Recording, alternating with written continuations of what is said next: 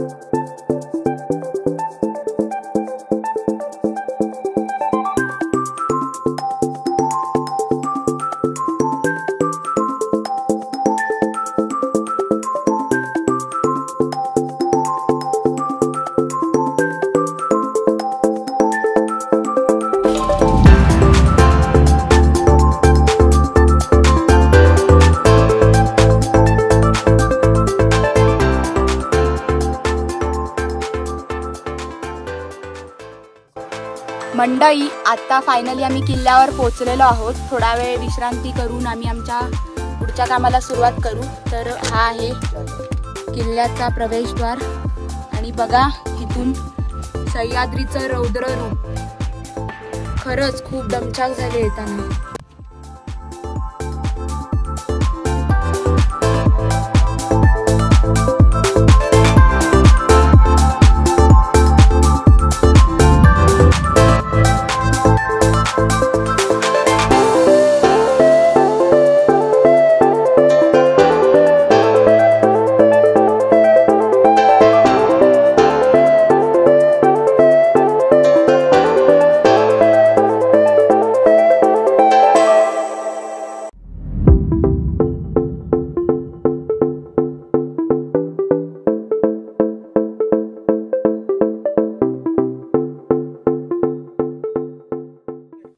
मित्रांनो, आम्हाला पहिल्यांदाच कुठच्या तरी गडावर कुर्ल्या बघायला मिळालेल्या आहेत आणि इथे बऱ्याच कुर्ल्या इकडे आम्हाला भेटलेल्या आहेत। तर ह्या कुर्ल्या आम्हाला पाण्याचा टाका साफ करताना भेटलेल्या आहेत पाठीमागे।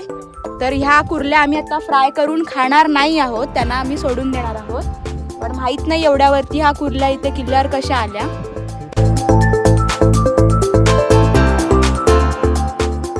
माझ्या पाठी जो तुम्ही हा होल बघत आहात ह्याच्यामध्ये टाकी आहे आणि ह्याला सह्याद्रीची बिस्लरी बोललं जातं। इथे पाणी खूप गार आहे, बर्फासारखं। जर तुम्ही कधी असं गड किल्ल्यांवर जात असाल तर तुम्हाला अशा पाण्याच्या टाकी नक्की दिसतील।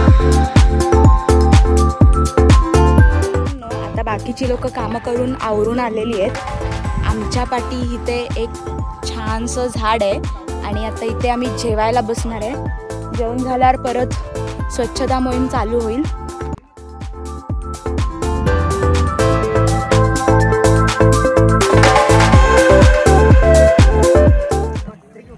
मित्रांनो, बुरुजाच्या तिथे काम करताना आम्हाला हे मडक्याचे अवशेष मिळालेत। तर हे नक्की मडक्याचेच अवशेष आहेत का नाही हे अजून कन्फर्म नाही आहेत, पण प्रत्येक किल्ल्यावर असं तुम्ही जर संवर्धन करत असाल तुम्हाला सुद्धा अशा वस्तू नक्कीच मिळत असतील। हा पुरावा आहे की आपले पूर्वज इथे येत होते आणि महाराजांचे वास्तव्य सगळ्या किल्ल्यांवर होते।